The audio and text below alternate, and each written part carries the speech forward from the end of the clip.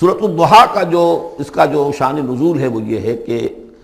کچھ دنوں کے لیے، ایک تو بالکل شروع میں جو رک گئی تھی فترت وحی، اس کے علاوہ پھر ایک موقع آیا ہے کہ کچھ عرصے کے لیے بہت دن گزر گئے حضرت جبرائیل نہیں آئے، اور آپ کے اوپر ایک شدید قسم کی جو ہے وہ پریشانی طاری ہو گئی۔ کچھ لوگوں نے بھی طعنہ دینا شروع کر دیا، کچھ عرصے سے محمد تم نے کوئی نئی وحی نہیں سنائی، کیا ہوا تمہارا شیطان کیا چلا گیا بس؟ اب کوئی ایسا بھی بتایا گیا کہ ایک دفعہ کہیں متواتر کئی راتوں تک آپ رات کو اٹھے نہیں،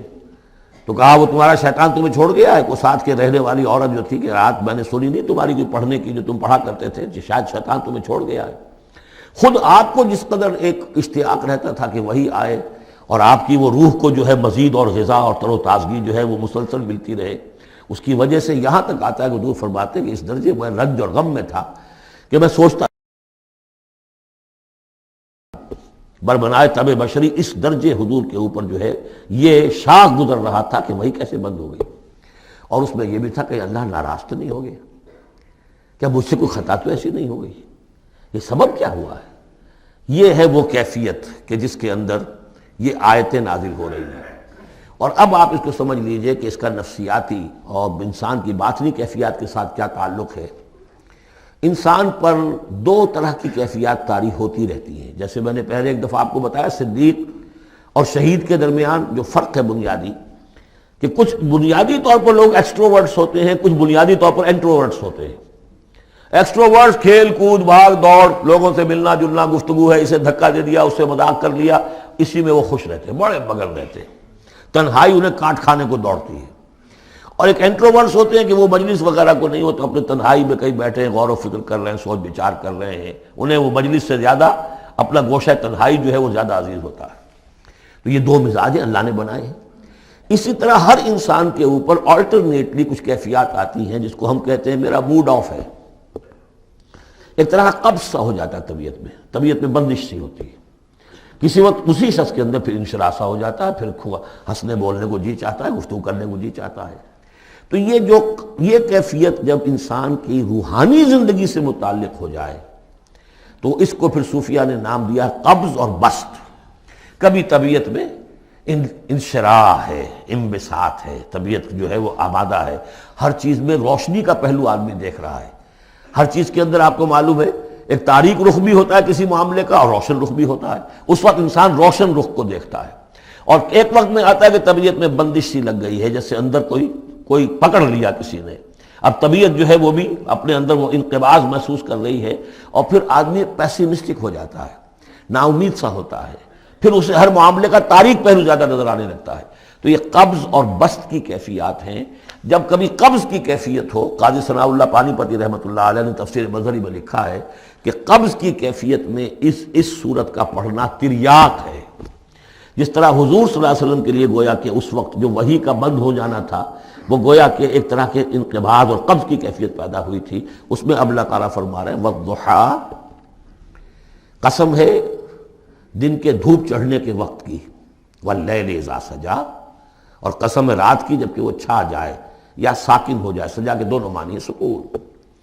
اب دیکھیے ان دونوں کو کیوں لائے؟ اس لیے کہ صبح ہے، حرکت ہے، برکت ہے، چلنا ہے، دوڑنا ہے، ہر شخص جا رہا ہے، ادھر جا رہا ہے، ادھر جا رہا ہے، رات کو سکون ہو گیا، تاریکی چھا گئی اور شور ہنگامہ ختم ہو گیا۔ لیکن یہ رات اور دن دونوں ضروری ہیں انسان کے لیے، یہاں کا نظام چلانے کے لیے۔ اگر رات ہی رات ہوتی تب بھی یہ دنیا نہ چلتی، اور دن ہی دن ہوتا تب بھی نہ چلتا، تو رات بھی ضروری ہے۔ اسی طریقے سے نفس انسانی کے لیے کبھی کبھی قبض کا وقفہ بھی ضروری ہے۔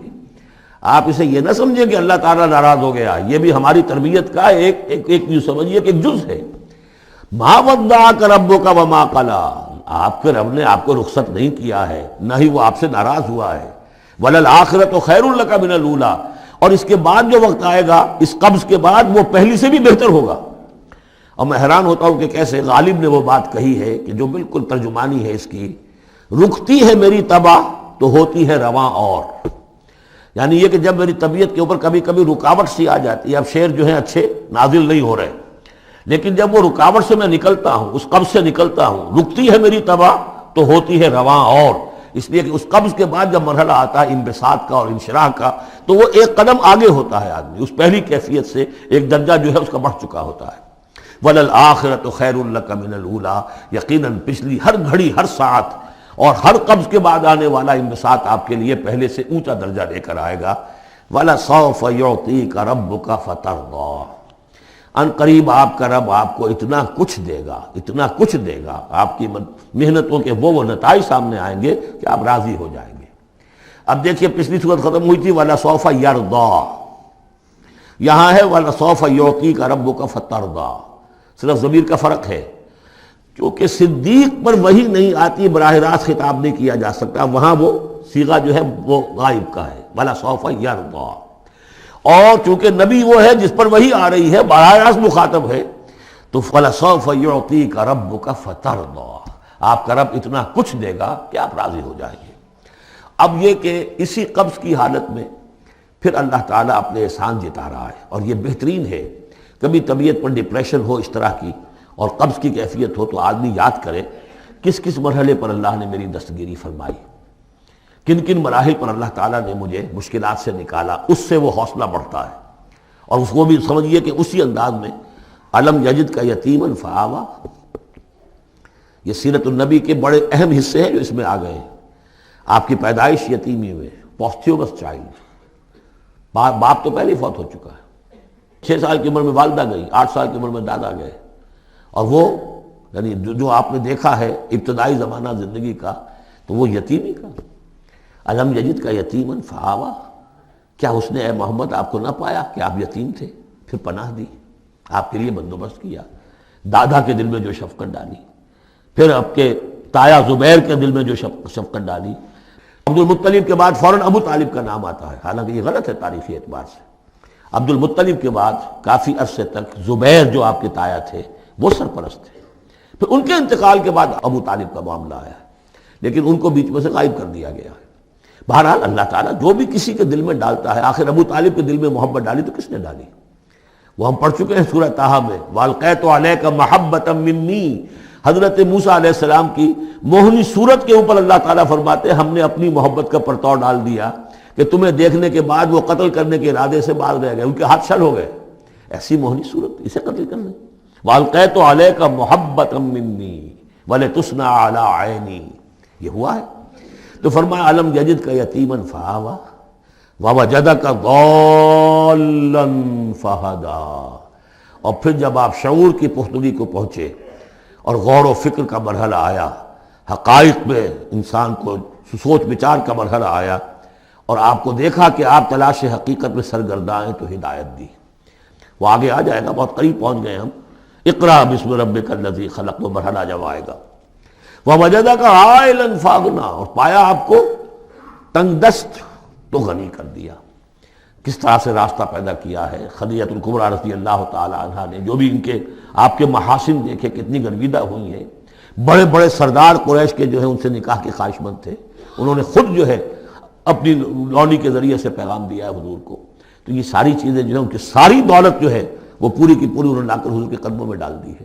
وَوَجَدَكَ عَائِلًا فَأَغْنَىٰ فَأَمَّا الْيَتِيمَ فَلَا تَقْهَرْ، تو اے نبی تقاضے ان تینوں چیزوں کے کیا ہیں؟ ہم نے آپ کو یتیم پایا، پناہ دی، اب آپ بھی یتیم کے سرپرستی کیجئے، کسی یتیم کو اس کے اوپر کوئی جبر نہ ہو، سختی نہ ہو۔ وَأَمَّا السَّائِلَ فَلَا تَنْهَرْ، اور آپ جب کہ تلاش حقیقت میں سرگرداں تھے تو ہم نے آپ کو ہدایت دی، اسی طریقے سے اب آپ کو بھی کوئی شخص سائل بن کر آپ کے پاس آئے سوال کرے، اسے جھڑکنا نہیں ہے۔ اسے جو بھی سائل دونوں طرح کے ہوتے، سوال کرنے والا کوئی علمی سوال اور سوال کرنے والا کوئی مالی مدد کے لیے۔ وَأَمَّا بِنِعْمَةِ رَبِّكَ فَحَدِّثْ، اور جو ہدایت تمہیں دی ہے ہم نے اب اسے عام کرو، یہ نعمت ہے، آپ کے رب کا انعام ہے، یہ ہدایت جو آپ کو عطا ہوئی ہے اس کو بیان کرو۔ اس کے بیان کرنے میں یہ بھی ہے کہ اللہ کے انعامات کا چرچا انسان کرے اس کا شکر ادا کرنے کے لیے، اور یہ بھی ہے کہ اس کو پھیلائے اور عام کرے، دوسروں تک پہنچائے، ورنہ وہ بخل ہو جائے گا کہ وہ دولت جو ہے ہدایت کی اس کو آدمی صرف اپنی ذات تک محدود رکھے اور اس کا جو خیر ہے وہ دوسروں تک نہ پہنچائے۔